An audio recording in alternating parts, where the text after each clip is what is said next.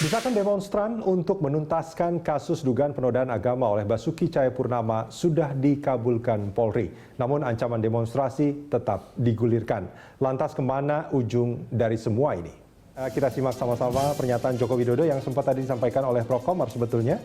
Saya heran, ini kan urusan DKI lah kok digesernya ke Presiden, ke saya. Coba kita logika dan kalkulasi nalar saja, kalau saya sih senyum-senyum saja. Ya, itu tadi pernyataan dari Presiden Joko Widodo.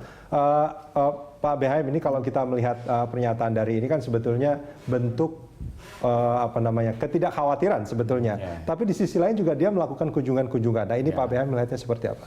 Ya kalau saya lihat tuh dia tahu ada upaya protes masyarakat ya soal Ahok itu, dan menurut dia kan ini kan udah ditanganin. Mungkin proses hukum sudah kan, udah dong mestinya kalau betul-betul tujuannya itu udah dong selesai, kok ini malah melebar kemana-mana. Jadi kan praktis pasti ada tujuan lain. Makanya dia pergi keliling-keliling itu, kalau yang punya tujuan lain dia kasih pesen, ukur kekuatan dong kalau mau pakai tujuan-tujuan lain gitu kan. Nah, jadi itu menurut saya dengan gaya santai dia menunjukkan confident.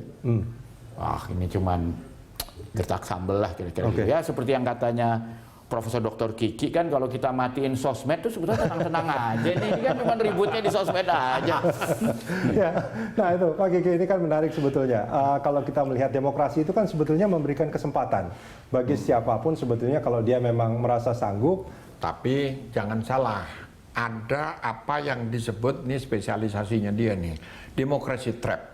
Ya. Artinya? Jebakan demokrasi. Demokrasi kalau dimaknakan suara terbanyak, maka ada kecenderungan demokrasi trap. Misalnya, ada 20 orang kita nih, ini dinding warnanya hijau, kita berkomplot 12 orang voting, mari kita sebut nih warnanya merah, jadi merah enggak? Nah, produk itu bisa disebut demokrasi trap, jebakan demokrasi, kalau nilai-nilai demokrasi yang terkandung, yang diperjuangkan itu menjadi dinafikan. Contoh, yang terpilih dari suara terbanyak itu ternyata tidak pluralis. Padahal demokrasi itu mensyaratkan pluralisme, mensyaratkan inklusivitas, bukan eksklusivitas. Jadi kalau yang terpilih yang seperti itu jebakan demokrasi. Pak Kiki, tapi kalau kita melihat demo-demo yang terjadi ini kondisinya seperti apa menurut Anda? Saya khawatir akan ke sana, gitu. Akan ke sana. Tapi saya nggak khawatir kalau saya matikan HP saya 3 hari, nggak ada apa-apa itu. Nggak ada apa-apa, itu yang ribut cuma Bambang Harimurti aja. Jadi kita ini situasi yang menggunakan tekanan-tekanan politik massa. Kalau sebagai Muslim, kami ini orang Islam, saya haji, saya nggak tahu kalau Bambangnya itu pasti kita marah lah. Kalau benar tersinggung, penghinaan. Problemnya adalah ini pelecehan benar atau tidak, kan gitu. Ini masih diperdebatkan. Orang yang ngedit sekarang ngaku jadi tersangka lagi gitu misalnya. Nah, beyond that ya, sudah melampaui ini. Lalu yang jadi soal adalah ini polisi tidur nih, mulai hari ini atau besok. Karena apa? Dikasih ke jaksa, P21 kan, kalau nggak hari ini, besok atau lusa. Selesai dia bisa bilang, sudah di jaksa, di Mon sana itu jaksa. Gitu. Nah, yang agak repot adalah, saya lihat di TV, saya nonton, lihat fisik pribadi. Loh, kok ada, kalau ulama yang protes, MUI, that's okay lah, still kita masih bisa ngana, terus kita umatnya ikut. Lah kok ada pemain-pemain politik? Ada itu wajah-wajahnya ada semua kok. Semua ini pemain lama. Nah itu kalau Kapolri bilang, oh ada aktor-aktor, terus dia sebut misalnya Sri Bintang Pamungkas, Amin Rais, Syarwan Hamid kayak gitu, kan ini bermasalah. Ya pertanyaannya adalah apa ini kaitannya gitu. Jadi kalau proses hukum sudah dijalankan, dikasih ke kejaksaan, polisi silakan pulang aja tidur, tentaranya tidur suruh kerja gitu. Nah, saya senang bahwa ini bola ini kemudian pindah ke kejaksaan. Sebab apa? Sebab kalau yang terjadi itu polisi lawan rakyat, yang rugi itu semuanya masyarakat dan negara gitu. Apapun prosesnya, tapi bahwa kemudian pindah ke sana itu bagus. Nah yang kedua kaitannya ini dengan gerakan-gerakan ini yang seneng dia nih polisi. para demokrasi ya. Misalnya gini, sekarang ini tadi ini saya sholat Jumat di mana-mana ya, kadang saya sengaja, kami ada penelitian ya, itu ada masjid negara, banyak sekali BUMN. Tapi khutbahnya nyerang negara, habis-habisan gitu. Dan itu nggak terkontrol. Jadi ini memang hal-hal yang apa ya, ide radikalisme, makar dalam bentuk soft makar itu terjadi gitu. Dan itu semakin menyebar. Mereka kan punya jaringan. Kalau menyusun jumlah daftar khotib setahun itu mereka ada punya jaringan, diisi kawan-kawannya. Jadi itu ada hegemoni penelitian-penelitian itu. Nah ini apakah mau dibiarkan terus gitu kan?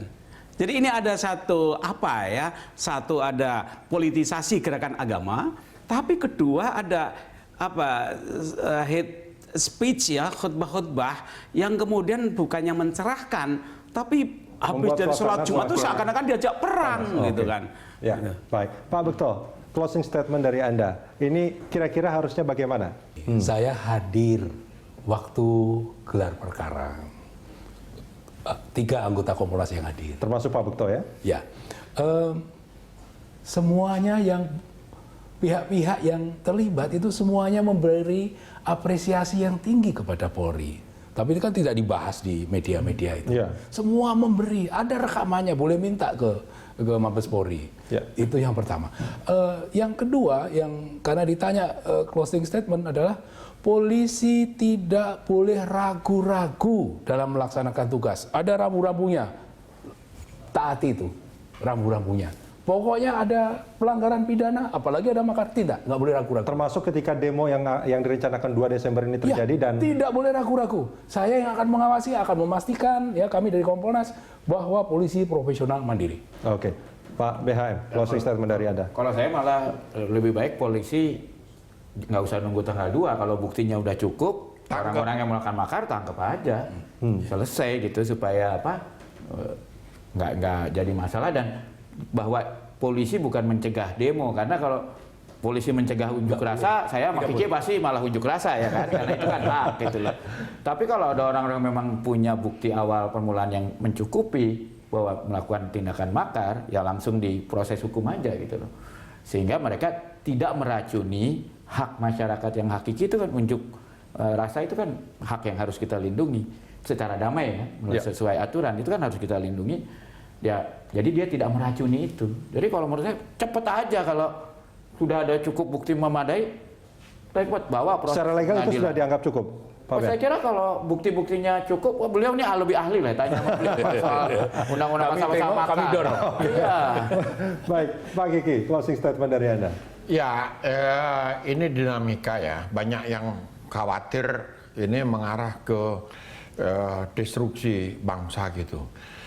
Sejarah mengajarkan orang Indonesia itu macam-macam banyak. Kalau ada musuh bersama, lalu bersatu gitu. Sekarang kita cari aja musuh bersamanya, kan gitu. Nah, saya optimis, nggak ada masalah. Tidak akan terjadi nggak ada masalah ya. Demo kalau bentrok-bentrok dikit, kalau nggak ada bentroknya kan namanya karnaval 17 Agustus. Yang lone wolf aja, lone wolf. Polisi juga punya senjata. Kok nggak berani nembak, untuk apa senjata ditenteng-tenteng? Tembak aja nggak apa-apa itu. Oke, Prof. Komar, Ya closing ini statement dari Anda. gerakan akhir-akhir ini kan syarat dengan simbol-simbol agama, kiai dan sebagainya. Jadi pesan saya pada mereka, hati-hati menjaga martabat simbol-simbol agama itu. Sebab kalau ada apa-apa udah sekali dituding, ini loh orang-orangnya, ormasnya, tokohnya, jelas sekali. Dan itu nanti orang malah akan berbalik pada diri mereka sendiri. Orang akan hilangin simpati gitu. Jadi hati-hatilah gitu. Karena yang umat Islam tidak hanya yang demo loh. Yang nggak demo juga umat Islam juga, dan mereka tidak mewakili yang tidak demo. Jangan sampai mereka demo untuk yang katanya membela Islam karena ada yang menistakan agama, justru aksi mereka itu justru menistakan agama. Iya, kalau nggak hati-hati ya, itu malah berbalik menistakan. Harusnya kan mereka demo ketika ada Al-Quran dikorupsi. Nah itu lebih menista agama itu buat saya. Tapi kok nggak ada demo? Oke, baik. Ya. Baik, terima kasih Prof. Komar, Pak Kiki, Pak BM, dan juga Pak Bekto. Pemirsa, demikianlah The Headlines kali ini. Terima kasih, saya Rudian.